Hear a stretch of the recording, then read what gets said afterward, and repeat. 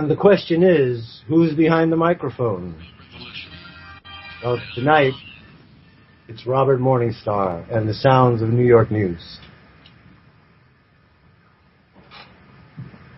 Thank you for tuning in tonight, folks. I'm the guest host in this segment called Who's Behind the Mic. I'd like to introduce myself. I'm Robert Morningstar. I'm the publisher, editor of morningstarnews.nyc, as well as the editor and publisher of UFO Digest and the UFO Spotlight. You can follow me on Facebook. Look for Robert Morningstar with the avatar, head of a dolphin. I espouse the mind of a dolphin. Well, it's 6 o'clock in New York City today. The sun is hanging low. And I would like to start with these words, remind us all the transience of the day. Time and the bell have buried the day. The black cloud carries the sun away. Will the sunflower turn to us? Will the clematis stray down, bend to us, tendril and spray, clutch and cling? Chill fingers of you be curled down on us?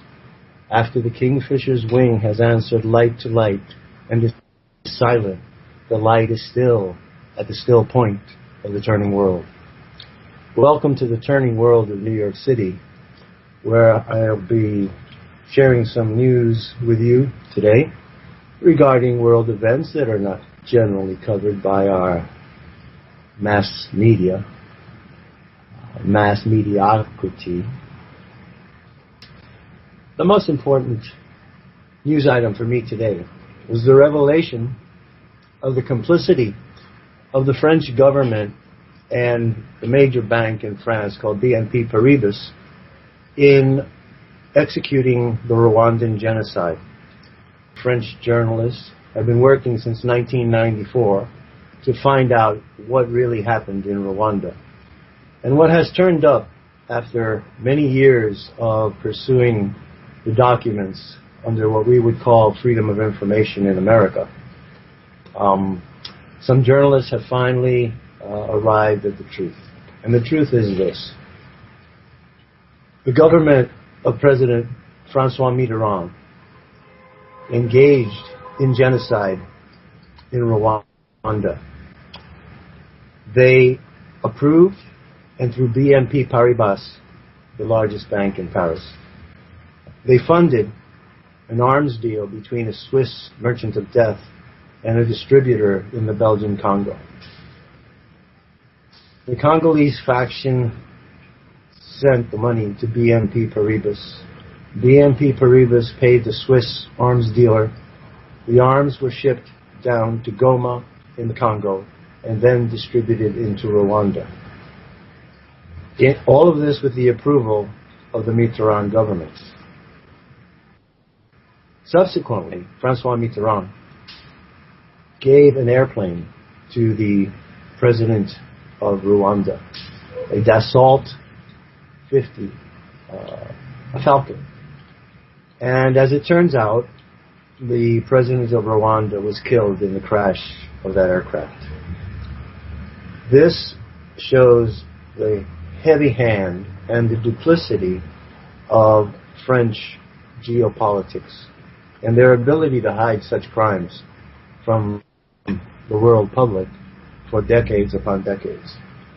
I would like to note that the chaos in Rwanda in 1994 and the subsequent years, when 800,000 people perished, is not unlike the chaos that is in Libya, having been caused primarily by France's lead and NATO in destroying the stable government of Muammar Gaddafi. All of this has been conducted under a great veil of secrecy and duplicity. And so tonight's dissertation and discussion is to be on false flag operations. What is a false flag operation? The term is very common and bandied about, but people don't understand what it really means. It really means an intelligence operation that is being conducted to cause harm someone and pin the blame on someone other than the perpetrator. And the classic false flag operation that I'm aware of and register as the classic, as the model for all false flag operations, was the Naujoks affair, which occurred in 1939 and was used as a pretext for a war by Hitler to invade Poland. Naujoks was a leading Nazi officer, and he was assigned with the mission of attacking a German radio station under the pretense of being Polish. So they gathered Polish uniforms, they took Polish prisoners, they killed the Polish prisoners, they laid their bodies about the area after the attack. They attacked the radio station, they killed some Germans, and then they retreated in the direction of the Polish border to pin the blame on the Polish government. As a result, Hitler used that incident as his casus belli, cause for war against Poland, which was defenseless. And the following days, the Wehrmacht moved in a blitzkrieg into Poland. Now, the interesting thing about this Naujoks affair is that subsequently, all of the operators, all of the Nazi, Gestapo, and the Waffen-SS officers that engaged in the false flag attack were arrested by Hitler, and they were all executed, so that no word of this operation should ever leak out. However, in the aftermath of World War II and in the research and work of William L. Shirer, who wrote Rise and Fall of the Third Reich, it is very well documented. And so, let's go on to other news. Locally, in New York, we've had a train derailment on near Dyckman Street in one of the tunnels. Several dozen people were injured, and they are blaming a faulty signal device in the rail system.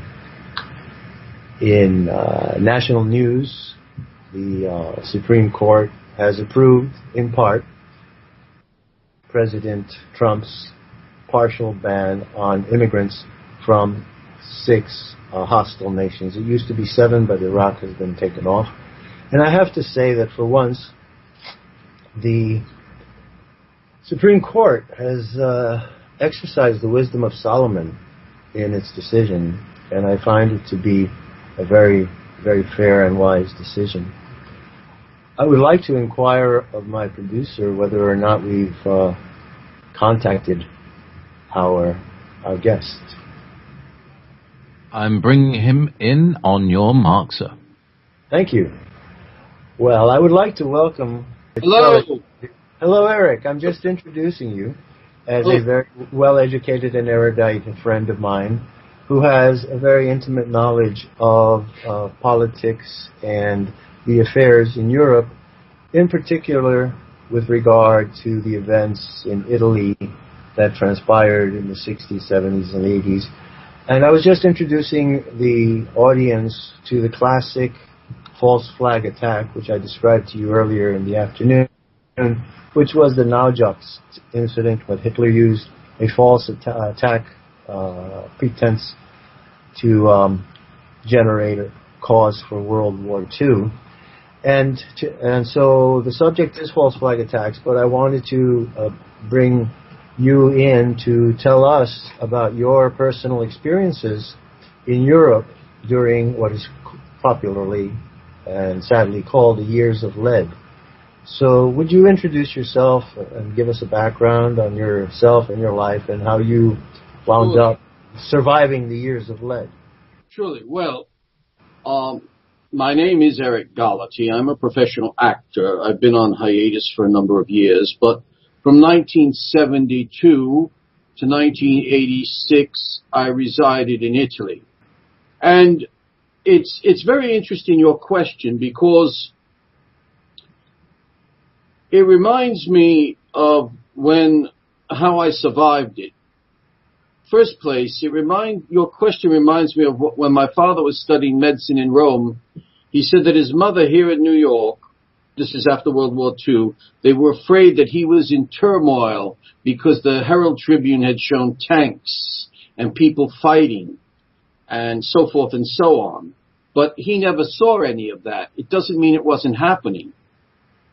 I'm not insensitive, but I became aware of what was happening 2 years later in 1974, and I can tell you right now that very rarely was one, shall we say, affected by it, or did the people seem to be sociologically affected by it.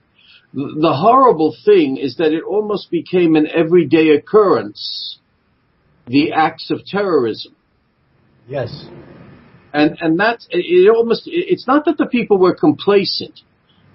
I think you have to go back to World War II, where very few people realized that within World War II there was a war within the war, the Italian Civil War. And it was a horrible, very brutal, brutal war that took place when fascism fell and National Socialism freed Mussolini from where the House of Savoy had imprisoned him, and you have the Italian Social Republic. And the Italian Civil War was brutal, very brutal. Both sides suffered greatly. Innocents suffered greatly. And this civil war seemed to streak and continue to exist after Italy was liberated and given its so-called freedom, even into the late 1940s and early 1950s. This is what was called the Partisans' War? Partisans were the anti-fascists. Also, there was in Italy, as there was in Germany, a dragnet put out for the former fascisti. Yes, yes, the former fascisti, though their lives were saved, believe it or not, one of the main men who saved their lives was the head of the Italian Communist Party, Palmiro Togliatti. And the reason why he had such a heavy hand in saving their lives is because he was up against quite a genius of a politician, Alcide De Gasperi of the Christian Democrats. So the communists needed an excuse to be present, to really give a reason why they should be the ones chosen to run the government, have the majority in the parliament, and they needed another faction so that they could have a strategy for people to be attracted to them. So they did not execute the ex-fascisti. And the ex-fascisti founded a party called the Italian Social Movement, Movimento Sociale Italiano, Italian Social Movement. And this party was founded also by people who were also maybe of the historical right, conservatives, authentic European liberalism, not liberalism as we know it today, and also... That's quite analogous to the paperclip Nazis that Dulles saved and imported to the United States, except it was intramural. It was in-house in Italy. Very interesting, the shift of power, but the fascist mentality was adopted to bolster up a political party. But of course, the bolstering of the political party had to... It all comes down to the people. The people were voting in the hundreds of thousands of millions for the communists. Right. That's a fact. The fascist party, I think, only gained 5 deputies in the parliament.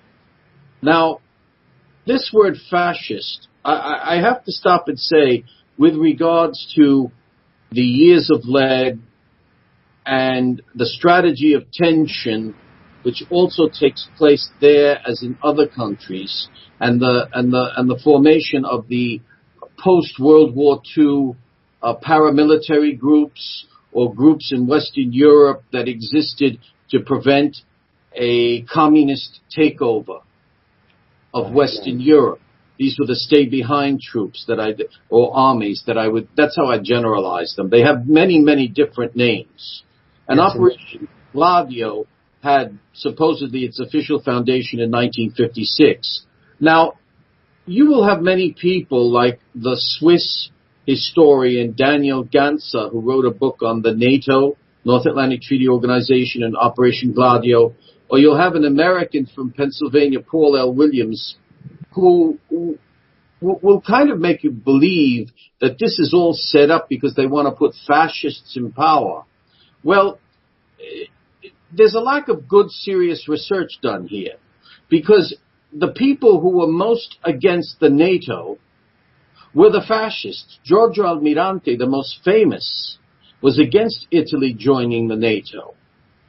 So, and the only one of the right wing who stood out and was for NATO was a conservative revolutionary who was also a metaphysician by the name of Baron Julius Evola, which gives suspicion to people that he might have had Secret Service contacts with... Well, with who? With whom? With the Americans. Okay, Secret Service. You mean clandestine service. Right. And I also put forth this question to people to think about. You can't come to an answer right now. If these stay-be-home paramilitary groups in all these countries were to prevent a communist takeover, what did they do when the Soviets invaded Hungary in 1956? Nothing. That's right. And what is the point? What is really behind setting up these organizations when after World War II, what did Franklin Delano Roosevelt do before he died? He had the upper hand over Churchill. There are those who say, no, it was Churchill, but I don't believe it was Churchill. It all points to Delano Roosevelt. He gave Poland to whom? The Soviet Union. The Soviet Union, of course. Yes. Now, my father-in-law was a Polish official, and he fought with the British to free Poland from National Socialism, and then he can't go back because international socialism, namely the Soviet Union, takes Poland over, and you have the elimination of about 2 million Polanders and another 2 million never to be heard from again, shipped off to Siberia. So that's, there is a lot of inexact historical research going on. And what really is the truth about these stay-behind forces? Let me explain to the audience who are not familiar with Operation Gladio. It was a paramilitary operation initiated in the 1950s, and it was a plan of the government. Robert, have we lost you? I'm here. No, I'm here. We're both here. Oh dear. Well, that's not usual. Okay, I'm going to continue. Eric, you can hear me correctly? Yes, I can. Okay, let us continue, and let's see if JP can work out the technical issue on his side. And we're back. It's okay. Please continue, Eric. It's very interesting. Okay. Let me just say apologies for the technical issues, and we are going back now to this paramilitary reserve army that was left hidden, embedded in different countries, and was being controlled by NATO, in fact, as a resistance movement. And then it was later used, and I feel often abused. So, Eric, would you elucidate on this? Well, the thing is this. From my historical perspective, the only people, the only army that really opposed, as far as fighting goes, the communists, were the British after World War II, siding with the anti-communist forces in what was the Greek Civil War. Oh, yes. Notorious. Yes. Right. So the question to ask is, why did they not do anything for Hungary?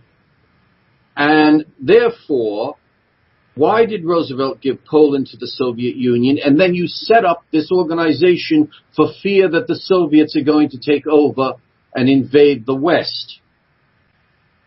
At the same time, here in America, you have the House of Un-American Activities. I don't doubt that there were spies for communism, but a lot of innocent people got hurt. But I will say this, a lot of those people who were accused of being communists and may have been communists even fought for the United States. But then after the war, you go up and you start accusing them of being subversives. So well, it is innate for a communist to be subversive. I mean, it's part of the Communist Manifesto and Communist doctrine. to work for the overthrow of any government that is not communist to make socialism prevail. That is very. There is reason. There is a reason for it. Yeah, that is very true. But I'm talking about these equivocations. If an organization is supposed to exist to prevent a Soviet or communist takeover, where is that organization when it's necessary to prevent that Soviet communist organization takeover? I believe that they existed there for a certain type of economic, financial control, regardless of what was happening in each country. I think of Cyprus in the 1970s, which was basically American intelligence and British intelligence having Turkey invade Cyprus because of the wealth of petrol that's there. And the Greeks were defeating on their own the Turks. People think that the Greeks are pushovers, and it was the American Air Force that bombed and defeated the Greeks, and we don't know of this in history. But that is a fact if you have a Greek.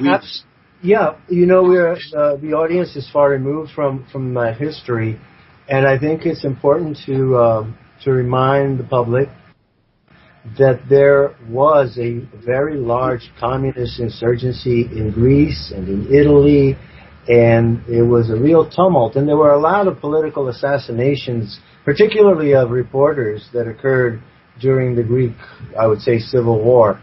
Mm-hmm. So maybe we can come back to that. We are about we're a few minutes from a break. There are genuine organizations, like the Irish Republican Army, historically. But I was informed when I lived in England, where I was also an actor, by a Scotsman of Irish origin. His father was in the military and informed him that that British intelligence had made a duplicate Irish Republican Army.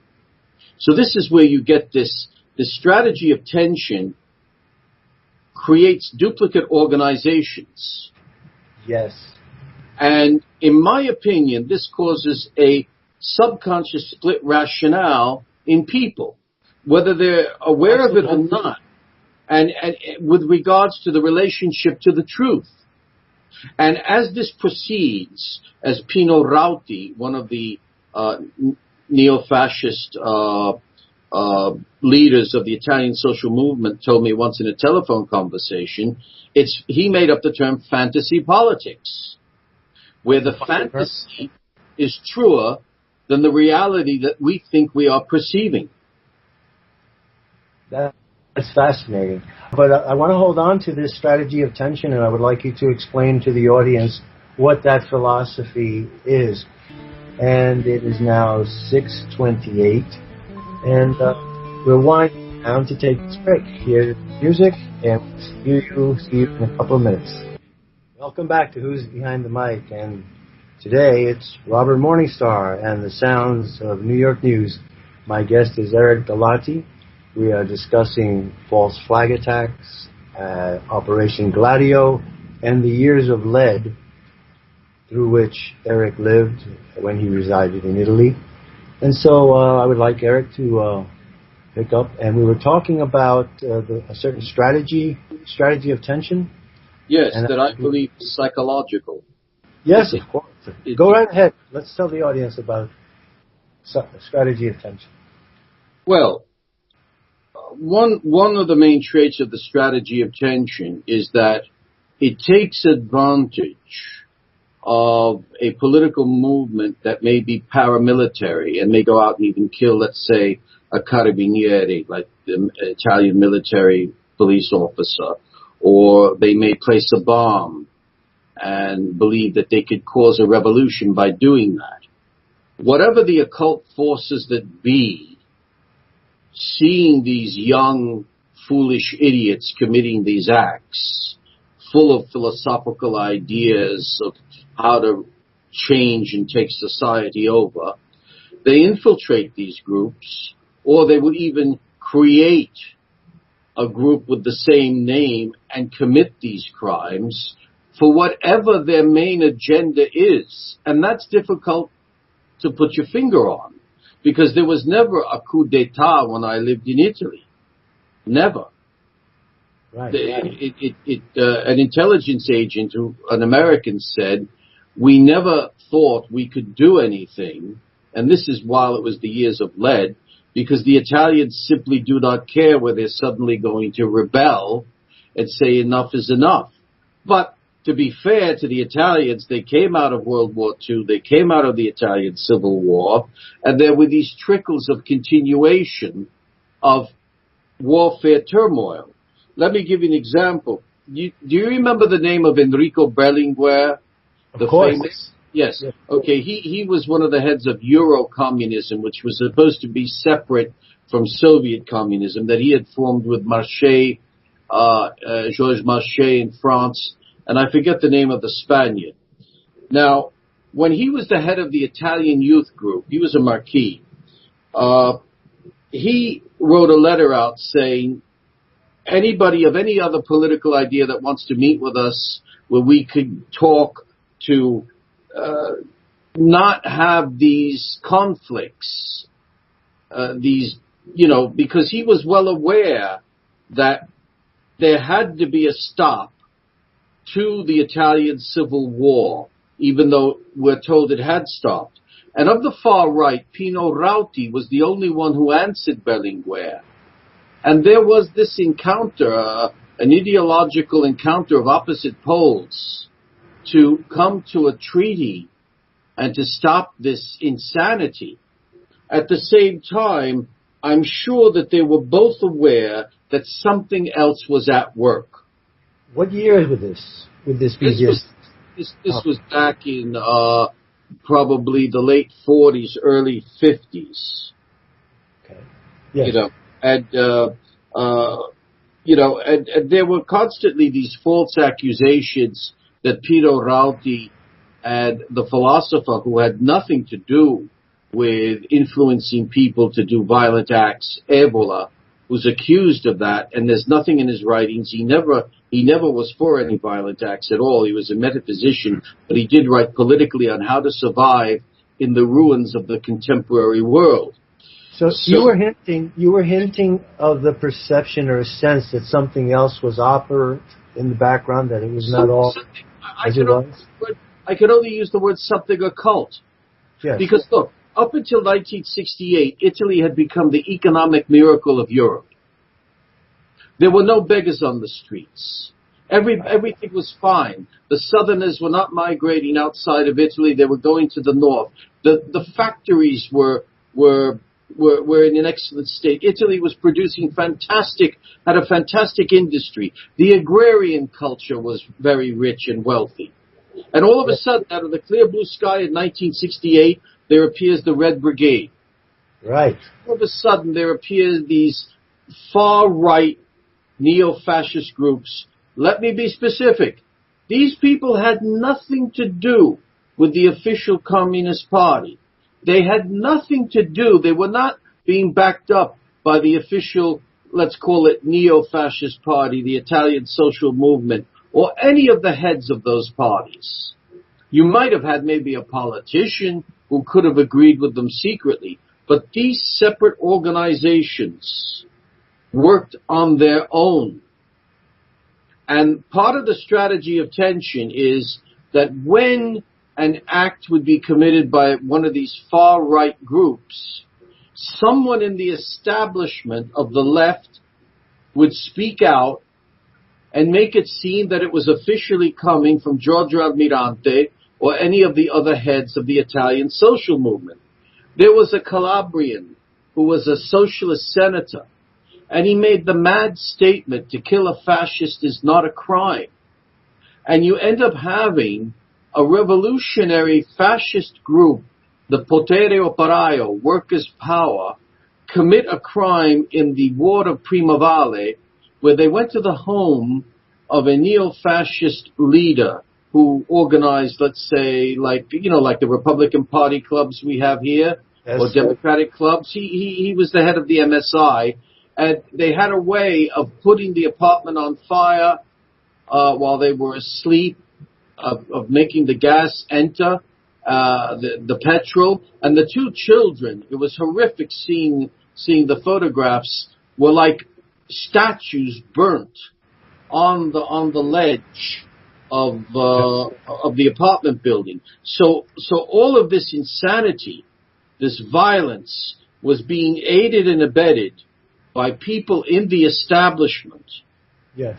But you have mentioned several times the sense of the occult, of something dark and sinister operant in this. Let me ask you bluntly, what do you think was the relationship to those events of the Vatican and P2, the Gelli Lodge? Well, you see, I'm glad you brought up Propaganda 2, which is Propaganda 2, known as P2 of Licio Gelli. There's an example of people saying, okay, let's get one thing out of the way so it can be clarified, because there's too much talk about it being a fascist organization, and people then look, of course, to Almirante and his group in the MSI. Licio Gelli was more than a shrewd man, very intelligent, and he had this Masonic organization where people from Italy and even abroad, like in Uruguay, belonged to it. Now, the relationship with the Vatican, that would depend on who in the Vatican associated with Gelli, but not the entire Vatican. But we have to understand what had happened to the Vatican by then. Wasn't Paul Marcinkus in exile in the Vatican? Have been involved in that terrible savings and loan scandal in Chicago? Of course, Paul Marcinkus was one of the biggest criminal priests ever. And of course, if you believe in metaphysics, it becomes diabolical because the man is sacramentally valid. You know, I'm being objective, whether I believe it or not. Of course. Because after the war, see, at the turn of the 19th century, Randy Engel, a scholar who's written a 1,000-page book on child abuse, the right of sodomy, homosexuality in the church, has done a 1,000-page documentation on this, and she's a Catholic, attacking them. So when people say Catholics don't go after the Catholics who are bad, they're dead wrong. And there was a large percentage of priests, larger than ever, who were homosexual, like the Archbishop of the Diocese of New York, Francis Cardinal Spellman. And they were also pederasts and pedophiles. And after World War II, James Jesus Angleton, it is believed, had this blackmail on the church, and therefore this infiltration into the church, which eventually led the theological revolutionaries to give us the Second Vatican Council. Just as an aside, important aside on this topic, just yesterday, the highest-ranking archbishop in Australia was indicted for complicity in covering up sex crimes in the church. So this is something very old, encrusted. Yes. In the Catholic Church. The topic of the church I tend to stay away from for now because it will take us away. Oh, let's go with P40. P2, excuse me. Yeah, now, Propaganda 2, you see, Operation Gladio was never mentioned when I lived in Italy.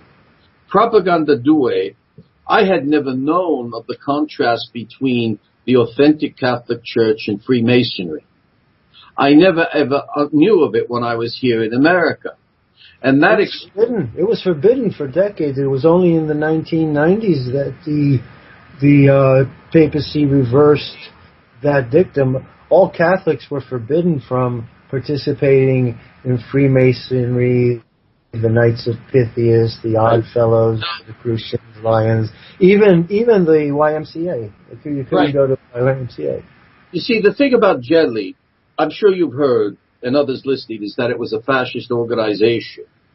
It wanted to overtake Italy and have a state of siege. Well, if that's the case, why, when the Italian social movement had a big surge in the elections, they would always have a few deputies and senators, deputy being their correspondents to congressmen or state assemblymen, and then they would sometimes have a surge because people would vote away from the Christian Democrats or even from the left, hoping for change. Why was it that the political party that was hurt the most by the propaganda due was the neo-fascist party. And nobody wants to admit this. And I run the danger of being accused of being, let's say, a fascist or whatever, because I'm simply telling the truth. As always. You know, that's the blowback. But I'll give you an example. I'll give you one poignant example of occult forces at work. And it's very frightening because you see how they have tentacles. Yes. There was a young Calabrian by the name of Salvatore Crisafi. He was a shepherd boy. But like a lot of people from farming areas, they're unblocked. Their consciousness is unblocked from distortion or complications of life. He taught himself 6 languages. He emigrated to Australia, came back to Italy. He was very pro-American. He loved President Richard Nixon, and he felt deeply sad when Nixon was forced to resign over Watergate. And he wrote in the Rome Daily American, which had been founded by a Robert Cunningham Sr., a letter that was quite erudite, pro-Nixon, pro-American. Now, what happened is that he was contacted by some branch of American intelligence, and they said, we'll get you into an American university, you get a journalist degree, so we legitimate you, but in the meantime, when we commit certain actions, you're going to get on the phone and give a report that it's the Red Brigade that committed these actions. And it will be for the good of America and freedom in Italy. So I don't know at what point when he did that or didn't, but I remember meeting him, becoming friends with him in Rome, and then meeting him here in America. And at a certain point, he wanted to bring over the woman who would become his wife, who was pregnant in Rome. She was a simple Roman girl who worked in a shop. And he told these people, this woman, that was his contact, I don't want to be involved in this anymore. And the next thing I know is a cousin of his in Massachusetts. I said, listen, where's Salvatore? I was visiting home here. And he said, he's in jail. I said, for what? Oh, and the cousin wasn't that area. He slapped a woman around. And I find out that he's in a federal penitentiary, Lexington or Leavenworth. I forget which one. And this had to do a connection with Senator Huddleston of Kentucky, who seemed to be historically a very shady character. So there's one example, this poignant story of this poor man who was sent to a federal penitentiary for 6 years and then released. I was close to them. I went to the baby's baptism before she took off with the baby to be here in America with him. And I met him years later. I said, Salvatore, where have you been for 6 years? And he says, where have I been? I've been locked up in jail in America. Wow. So, to silence him. But he loved America so much. Right. He thought he was doing well. If you get back to a point of P2 and your discernment that the activities of these were not in favor of the right wing or the fascists, it would seem that if the intention was to discredit them, then their other part of their intention was to advance the socialist or communist agenda.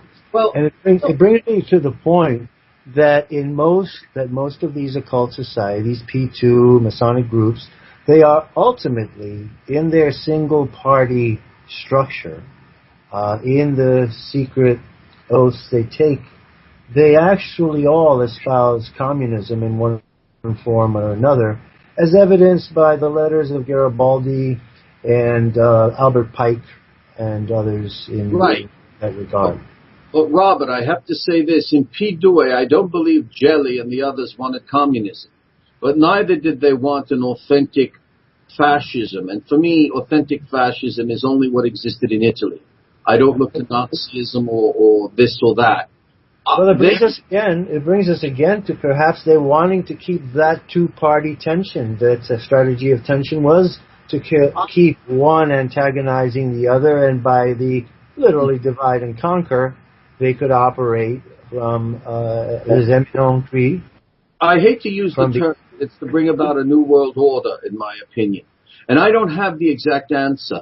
One young man who has done an amazing amount of research and is to be respected is, not that he's always correct, but he's sincere. I worked with him at a radio station in Rome, is Philip Willen. He wrote Puppet Masters and also The Last Supper. He's written about Roberto Calvi. He knew the Calvi family. He knew Licio Gelli. And there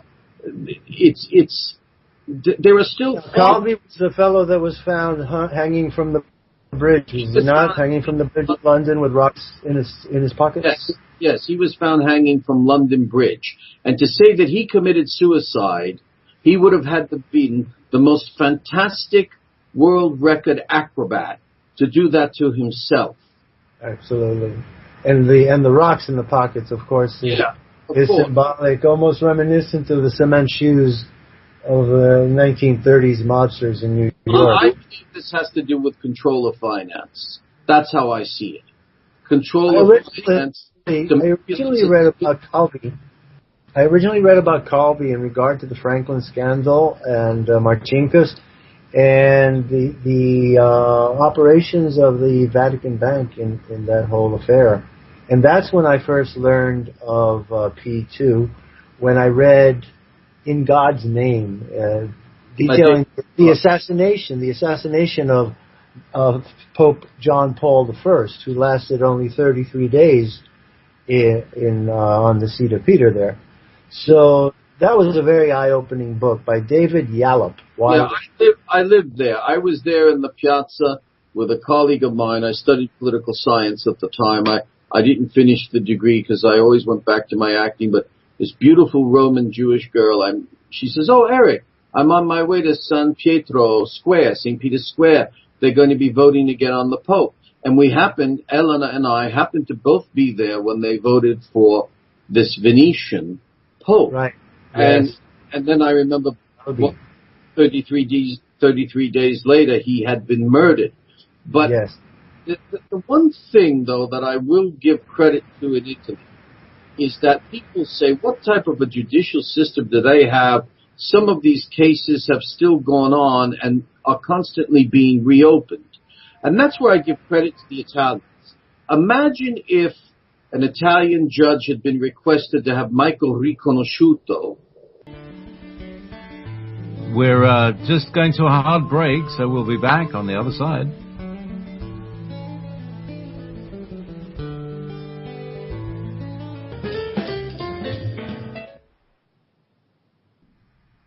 Okay, so who's behind the mic? Oh my goodness, it's me, Robert Morningstar, and the sound of New York news. We have been here discussing for the last hour false flag operations, Operation Gladio, and the years of lead with my colleague Eric Galati. And I would like to thank you first of all for this wonderful conversation, and I'd like to invite you back at another time. Yes, but I'd like you to give your contact information if you wish to do so, or how people can reach you for further information or consultation. You mean if people want to telephone me? Or if you wish to receive calls or email or some contact, or do you want them to contact them through... Can they contact me through you? That's fine. I'll accept it. If anyone wants to contact Eric Galati, please write to... There's so much material. robert.morningstar@gmail.com. robert.morningstar@gmail.com. Go on, Eric. We have another minute. Yeah, well, I hope I've been able to fulfill you. There's so much. It's amazing how my mind starts to open, and there's so much to tell and say about my personal experience. And this is a part of history of which most Americans are completely ignorant. And it's important to study the patterns that you lived through so that we can recognize here in America when this is being applied to us. And I do believe it is being applied to us. Let me give you one short story. I was contacted by Robert Cunningham Sr. by way of Frank Abercrombie, Crawford. They're both deceased, so I can name them. They wanted me to convince the Fascist Party in Italy to put up 24 million American dollars so that an international right-wing group could control the Associated Press? Well, that's a story that I would love to follow up on, and perhaps sometime in the next couple of weeks we can have another discussion on that topic. Let me speak my political ideology. I'm a libertarian with Catholic social justice. Excellent. Thank you very much, Eric. It's been a pleasure. Bless you. I'll talk to you later. Have a good day. Bye-bye. So, folks, that was Eric Galati, who was enlightening us about the sub-rosa operations of Operation Gladio. Sub-rosa means secretive, under the table, under the rose. And so it's something to be aware of. It has been conducted for decades, transparently to the perceptions of the general public in Europe, in the Soviet Union, and in the United States. And we have to be aware how and when we are being manipulated, either through deception, information, or as I call it now, the hijacking of the emotional body. But I want to turn my attention now to another subject, which is equally intriguing and more satisfying, which is the subject of energy and the world's need for energy to continue a thriving civilization.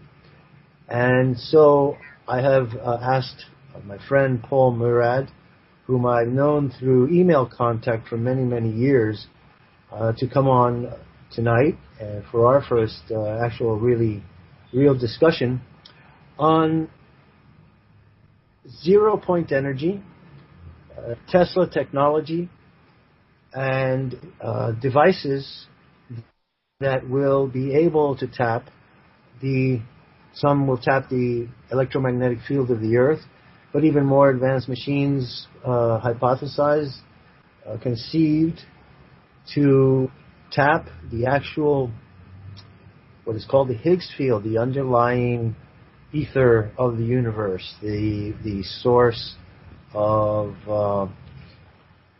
subatomic energy, activity, interaction, the medium that envelops all things. And so Paul Murad has been working for many years as an engineer in developing these devices, conceptual devices, and actual machines that his company is building. One of the most interesting is an energy box that they have succeeded in making it lose its weight. A 190-pound machine, depending on the application of the torque and the forces, has been shown to reduce its weight by 7% and higher than that. So if we have Paul on the line, I would like to bring him on and welcome him to the show. Thank you. Paul, are you there? Than I do, and I appreciate that. Thank you, Paul. That's very kind of you. Paul, would you be kind enough to tell us a little bit about your background and how you got involved in this remarkable field, which I really think is the field of the future. It's actually the field of the past, but it's been suppressed for so long. But you are, I dare say, the vanguard of the real inventors and developers of this technology, hands-on, man. So please, Paul, tell us about yourself, and then we can go into your inventions and your colleagues as well. So, I appreciate your question. When I started my career, I started out with the Apollo. Then I went to work on something to work on a nuclear rocket engine. After that, I went into deal with tactical and strategic missile systems. So I was more or less embedded in the conventional wisdom. Another area was an activity with the Navy high-energy laser project. So I had seen these things, and I was the kind of person that you have to touch it, you have to feel it, you have to sense it. Exactly. I started looking at some foreign advanced technology, and strange things were happening. Some people were claiming that they were getting better than Unity operation. You know, I put in 20 pounds of gas, and I get 22 pounds of gas coming out, based in terms of energy. And I started wondering about these things. Along the process, about 1988, I started getting involved with UFOs. The question here is that these devices, aerodynamically, is terrible. So what's going on? If you have an airplane and you hardly have enough energy from a propulsion perspective, you have to be very careful about how that airplane looks. It's got to be streamlined, low drag. Everything has got to be great. On the other hand, if you have all the power and the energy you have for propulsion, you don't really care about those things. So right. Apparently, these UFOs don't care. They've got enough energy to do something that you just don't understand. Yes. All right, then the question here is, I'm not going to try and convince anyone that UFOs exist or not, but the question here is, there's enough evidence to see these things operate funny, in a very funny fashion. What did they do? How did they do it? And could we use that technology? Obviously, these systems involve rotation. Okay, what does that mean? There's got to be something like a big flywheel going back and forth. Do we understand what's going on? And then you start looking at these in detail. I didn't care about the physical vacuum or the zero-point field until about 2001, when I was dealing with 3 Russians at Novosibirsk. One individual, Bayatlov, was the boss. When I tried to contact him, I was mentioned, you should talk to these Russians about UFOs. And I said, I don't know if I want to do that because of my current job and stuff like this. Yeah. But somebody like Dennis Bushnell, the NASA chief scientist, told me, go talk to these Russians. And the one thing he suggested was, Russians are fine people. It's the government that's not so good. He worked out at Langley, and whenever he's in the headquarters, who's ever the director over there, they just try to grab him up, and he's a real bright guy. Anyway, he was telling me about these Russians, and I got involved with a design bureau, and every time I spoke to somebody, my emails went back from somebody else. And this went from one person to 2, 3, about 6 or 7 guys, and then I ended up with the last guy, and I said, hey, what's going on here? I'm just asking basic questions. The guy said my question is so difficult, nobody knew how to deal with it. He was the chief scientist of that area, and if I had any questions, I can get it. Now, this individual had a project where he looked at inhomogeneous physical vacuum. Now, a Russian named Shipov looked at a zero-point field as a homogeneous situation. In other words, everything was even. There was no abnormalities. Dyatlov felt there were abnormalities, and these abnormalities had boundaries about the physical vacuum or the zero-point field, and it described very unusual events. And these events could be anything from ball lightning, dare I say it, poltergeist, and UFOs. And he had one individual, Dmitriev, who was the Russian ball lightning expert, whose first paper went out in 1964 all the way up to 2000 and whatever. He was an expert.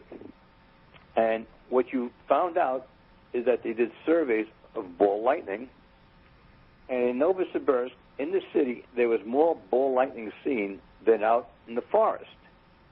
Well, the reason is that these Russians had 220 volts that was not grounded, and whenever you have lightning hit their wires, ball lightning came out of the fire, out of the outlet. Another individual looked at metallic alien UFOs, and Dyatlov tried to put all this together with his own theory, and his physical vacuum theory looked pretty interesting, pretty good, and so on. Paul, can you get a little closer to the phone so that we can really hear you? It does tend to fade a little bit, but thank you very much. Continue. Okay. So what he did, he looked at this theory, and I had gotten involved with him. We put out 4 technical papers, and we had translated several of his documents. And then I tried to figure out, what is this physical vacuum? What is this zero-point field? And the best answer I can have is it's called something called a Fermi sea. In other words, things would instantaneously be created in a vacuum where you have particles, that have electric fields, magnetic fields, and gravitic fields, they would appear instantaneously, and instantaneously they would disappear. And this would be a cycle, up, down, up, down, up, down. Well, you draw a line across that, and it cancels out, it becomes zero, and that's where that zero-point field comes out. What you want to do is you want to capture it while it's going up, where it's positive. When it's down, you want to get off. Now, the question is, how do you do that? Now, that's the hard problem. Now, in a sense, it's you can think about it, let's say, in flatland on a graph as a sine wave from what you were saying. But could you not also conceive of this as a pulse and a circular wave that's pulsing? Any way you want. The 0-point field, I'm saying. Now, some people would make a further rationale. Well, engineers like conservation. In other words, if I put something into a control volume and something comes out, something changes within that control volume. But everything, if there's 3 going in and 2 going out, 1 goes into the box. That type of mentality. Right. Well, you have the Big Bang, and you create a lot of mass. If I'm going to create mass with that conservation law, I've got to generate negative mass. Okay, how do you do that? And if there's negative mass, how is it distributed around the cosmos? All right, that's some difficult questions to ask, and when these guys contact each other, positive mass with negative mass, they disappear. Well, we've had these satellites going out, these spacecrafts going out as far as Saturn and past that, and nobody ever disappeared from hitting negative mass. That's not to say it doesn't exist, but just the same, keep that thought in mind. Now, when we look at the 0-point field, okay, what is it? Is this the ether that people were looking at for back to the Greeks? Right. And then all of a sudden there was an experiment. Right. And the Michelson-Morley experiment that seemed to disprove the existence of the ether and the ability of light to propagate at the speed of light in any direction, regardless of the rotation of the Earth. So, that's just for people who to know what we're talking about. So we're talking about this idea of an underlying field of energy, a universal field that contains everything. And it used to be called the ether. It was thought that there had to be a medium for light to propagate. And so it seemed that this was disproven by something called the Michelson-Morley experiment. I think it was around 1895 that Michelson and Morley got together and they created a device that had mirrors, reflectors, that could measure the speed of light in several directions with the rotation of the Earth, against the rotation of the Earth, north, south, etc. And they found that light was traveling indiscriminately at 186,200 miles per second in any direction. It didn't seem to be affected by anything else. But as quantum physics, as relativity came forth and developed, and then quantum physics, there was a new approach to understanding the internal structure of the atom, and basically that's what quantum physics deals with, the internal dynamics first of the atom, how the atom is held together, the events that are happening in the atom are another field or body of physics than what's happening out here, things that are composed of atoms. So have we succeeded yet in getting Paul back? No, not yet. Paul seems to have dropped off, but we also are coming up against a hard break. Okay. So maybe we'll try again. Quite amazing. You know, it's not surprising. We're talking about very, very controversial things, and it's not the first time that when we've broached a very controversial topic and something that is frowned upon by the powers that be that support fossil fuels and dirty technology, that we do have these interferences, some by chance. And as I say, it's either Mr. Murphy or Mr. Hoover likes to attend these things, and Monkey Wrench can go into the works almost at any time. So we will try to get back to Paul, and let me take my break here. Perhaps you can bring in some music, and I can get on with recovering our guest. Okay? Welcome back to the Sounds of New York News, where we were rudely interrupted by the loss of our guest, Paul Murad, who was discussing some of his inventions and the concepts underlying zero-point energy. In the meantime, we were talking about something very, very unusual, the ether and the disbelief in the ether that came about as a result of the Michelson-Morley experiments in 1895 and the rise of relativity. But then a return to it came when science got involved in higher, deeper levels of quantum physics. And the postulation of something called the Higgs Field by a certain physicist, of course, whose name was Mr. Higgs. So the Higgs field is an energy field that is thought to exist everywhere in the universe. The field is accompanied by a fundamental particle called the Higgs Boson, which the field uses to continuously interact with other particles. As particles pass through the field, they are given mass, and similar to an object passing through a treacle or molasses, will become slower and cannot travel at the speed of light because they have mass. Mass itself is not generated by the Higgs field. The creation of matter or energy would conflict with the laws of conservation.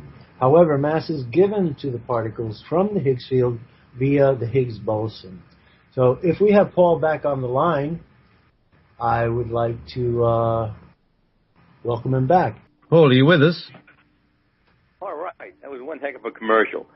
The reason I mentioned this about the experiment was that Saxel, in 1968, I believe, looked at a pendulum, and it has a certain period. And when he put that period around different places around the Earth, different times of the season, the pendulum period was different. Now, that's why I'm suggesting we could look at the Michelson experiment at different locations to see if we cannot find the ether. For example, what if they were perpendicular to the ether, the experiment they were running out? You wouldn't expect to see anything. Right. Anyway, because of that, people are saying, gee, there's no ether. All right? But there's something out there. Let's call it something else. And that's where they came into the Fermi sea and the zero-point field. Okay, this goes quite a way, and people are developing it. May I ask a question, Paul? You talk about the Fermi sea. Is this different than the Dirac sea, or are we talking about the same? Same thing. Same thing. Oh, all right. Same thing. I like the sound. Sea of Dirac is where I learned it. But thank you very much for. Yeah. Go ahead. Yeah. I guess maybe I might have used the wrong word. Anyway, the question is, what's going on out there? Now, when people are doing experiments and they end up with unexpected results, the first response is, gee, this must be the zero-point field effect. Okay. There were several unusual experiments. A Russian scientist, Podelnikov, had gotten his PhD in physics, and he was going to get his PhD in, I can't think of where it was. It was either not Norway, Sweden, or one of those countries, where he's going for a PhD in material sciences. So he runs an experiment with a superconductor, spins it up.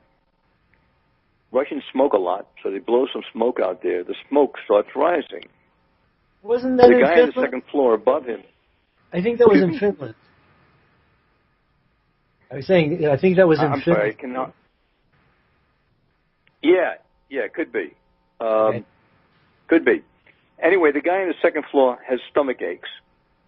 So he started measuring the differences in the energy of the smoke rising, which sounds kind of trivial. And lo and behold, it came out 2% loss, an anti-gravitational effect. Well, people try to reproduce this experiment.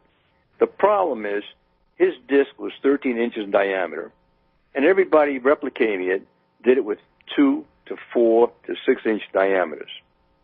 Right. He ran the experiment at 3,000 RPM, and people ran it at 400 to 800 RPM. Now, at that time period, the biggest piece of superconducting material you had would be 1 inch by 1 inch. Here he's talking about this 13-inch diameter disk. NASA tried to reproduce it. They got one at 6 inches, one at 8 inches, and when they finally got a 12-inch system, it cracked when they cooled it. And you're not going to run something that's cracked at 3,000 RPM. Oh. There's a lot of ways to Potelnikov about this, and he did nothing for 3 years because he was really getting hurt because, hey, that's impossible, you wasted the experiment. So he redone the experiment, ran it carefully, ran it faster, and he lost something of the order of 5 to 7%. And I understand when he gets it up to 30,000 RPM, he really loses a lot of weight. So there's something going on with superconductivity. Mm-hmm. He does another experiment on gravitational pulse system where he has a superconductor in a vacuum, and he charges it up to anywhere from 0.5 to 2 million volts. This thing sets out a pulse, and things happen. It moves a pendulum a mile away or a kilometer away. In one case, it even makes a dent in some concrete a mile away. And he measured the speed of this pulse. And he came out in 2 technical papers. And he then claimed that this thing moved 61 times the speed of light to go from one end to the other. Now you're starting to say, hey, what the heck is going on here? You've got anomalies, and whenever you have an anomaly, you have a problem. You have the conventional wisdom. If you're an honest person, you might say, I want to look at the data about the anomaly. If it exists, I want to demonstrate what it does. If I'm dishonest, I say, hey, the anomaly doesn't count.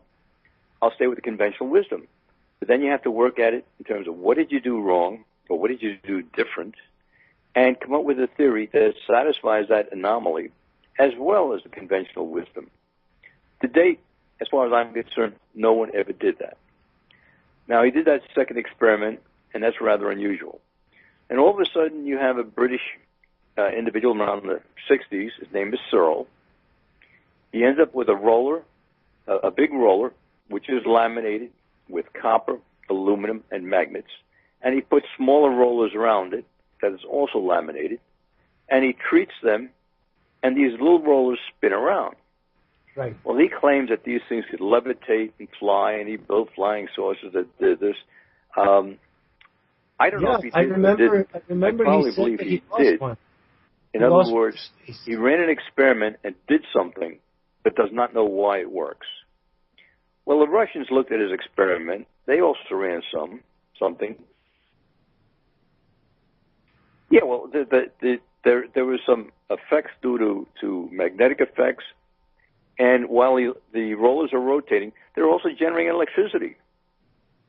So something is going on here. So the Russians looked at the abnormality of the system, and that was to align the rollers on the major rings, and he put in a carousel to hold that roller, easily, or hold it rigidly. And they ran something, and they claimed they were losing as much as 35% of the weight. And when they spun it up in one direction, the weight went down. When they spun it up in the other direction, the weight went up. And then they started talking about this thing having literally a perpetual motion system. In other words, it kept rotating. Now, they also measured the magnetic field away from the body, from the device, and during the experiments, they were developing magnetic walls. And there was a smell of ozone, and they were generating 20,000 volts to charge up the rollers, and it was quite a big deal. Well, the question is, what are they doing? Now, Morningstar got some funding. Right. We looked at the Searl rollers. We looked at the Gooden and Roshan carousel, used that, took out the major ring. Instead of using magnets, we used high mu 80 material, which is 80% nickel, and we used ferromagnetic liquid instead of a magnet. Wow. That's And when we first put this thing together, the objective here was to develop an electric motor that would keep on going. Well, that didn't happen. Now, Paul, So somebody said, let's put this thing on scales, bathroom scales. Yeah. And we did that when we ran. And you could see it vibrated like crazy, that something was going on, that the weight was changing. So we put in some very expensive instrumentation, ran it, and in some cases, when we started, we were adding and subtracting 2 to 5 pounds. What the heck is going on? Now, we ran 3 series. With each series, we pulled the carousel and the roller apart and did not put it on the major ring. And in between another cycle, we waited about a month or so. Then one time we got lazy, and we left the system on there. Now, one thing Searl was talking about is that you have to imprint the ring. Now, who knows what that means? And he says that you've got to put in with a various electrical system, with a volt system and magnetic fields, and it was enough to cross your eyes. But when this thing sat there for a month, the rollers apparently imprinted it. When we ran it, we got some unusual responses.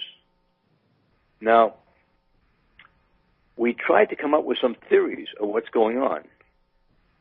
It is unfortunate that physicists and engineers try to take the easy way out. The one thing they wanted to do was look at curl-free work, or curl-free physics. In other words, if there's any rotation in the electric field or magnetic field or fluid dynamics or anything, let's ignore it because it's too tough to deal with. So we'll just work on things in a very, shall we say, virgin or pure manner. And we looked at this problem, and we came away with a conclusion that you had rotation about each roller. So there was 24 little rollers with little vortices. The ring, so you got a major one there, and you could not look at this without rotation. So when we initially looked at this, we thought the pointing force, which is a mathematical anomaly that says the electric field cross the magnetic field, if you go 90 degrees from those two, you end up with a pointing vector, and somehow we're losing weight. All right, now you look at this, and there's another problem. Gravitational laws. Everybody is happy with Newtonian gravitation. It works on satellites. It works on most of the planets in the solar system. Everything is fantastic. A Russian, Jeffermenko, comes up and says, gee, you know, when you see the same face of the moon, it's not tidal lock because of center of gravity difference. It's because gravity is not only an attraction, but it's angular momentum. In other words, it automatically generates the moon rotation. And that's why you see the same face all the time. Well, we didn't think much of that. Then I go back to these Russians and said, gee, what about this? And apparently there was some personality that when Jeffermenko was in Ukraine, they didn't like him and so on and so on. And we did an experiment. And what we found out is that every major moon on every planet, you always see the same face on those moons. Really? You never see the backside. You mean the moons of... In one case, Jupiter has 2 moons. Yeah. That one is spherical, one looks like a cigar. They're about the same orbit, and lo and behold, they're rotating the same amount of time. And that blows me away. That says, hey, maybe there's something to do with angular momentum and gravity. Yes. Okay. Now, you start looking at other things, and you try to figure out what's happening. When we did this derivation, we derived a conservation law for the pointing field, not the pointing vector, but entire field. And this included electric field, magnetic fields, electric currents, magnetic currents, sources, and sinks. When we did this derivation, we ended up with a similar derivation of something we don't know what it is. In other words, we can only speculate that it's a torsion field or a local gravitational field. And in these fields, there is a heavy influence with rotation. Gee, maybe there's some commonality here, and we're missing the boat because nobody knows to look at these rotational effects. All right. I made a presentation on our paper about the energy box. Roshan was there, and the Russian admitted that there was some exaggeration with his data, and that apparently we lost more weight than he did with his device. And the notion of using a ferromagnetic fluid with high mu-80 nickel material is to them a new thought. Okay. I'll bet. They've looked at various theories. Karamov, a very, very bright Russian scientist, looked at vortices where each of the rollers was like a location of a vortex that was going around in the circular field. And to this day, we can only speculate what is going on to lose weight. We could say anything that, hey, we impacted gravitons, made gravitons disappear as these things rotated, and when we slowed down, when it wasn't rotating, the gravitons came back. Okay. Or that another dimension affected everything else, where it took away the mass, and when it slowed down, the dimension closed and gave back the original mass. Okay, what's going on with this? So we're at the point that I have to say that there are some theories about what happened with the energy box. We are trying to get some funding to redo some experiments, and we have another design that has a tapered body, which will allow more of a circulation effect, at least make it more intense. Now, that's what we're doing. My experimental capabilities was I used to do wind tunnels, flight tests, do some electric arc jet testing. In other words, I'm more or less an analytical type of person than experimental. And I'm into this world, and I'm going in and figuring out, gee, what do we do with this? And it's tough to come up with a reason for what's going on. So the question here is, can you put together a device to generate free energy? Well, the question I had today with somebody was that the zero-point field fluctuates with frequency. So I got in a conversation with Hal Puthoff, and I said, look, I want to give you a little theory. Tell me what you think of this. If the zero-point field changes with frequency,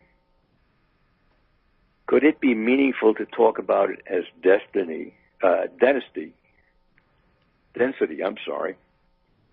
and that the density of this thing will decrease like gravity decreases when you go away from a big body? In other words, I have a maximum zero-point field near the sun, and I have a minimum near Neptune and Pluto. Now, that looks like it's a good possibility. So you start looking at these different gravitational laws, and I was able to identify several of these. And there's something known as a Pioneer anomaly.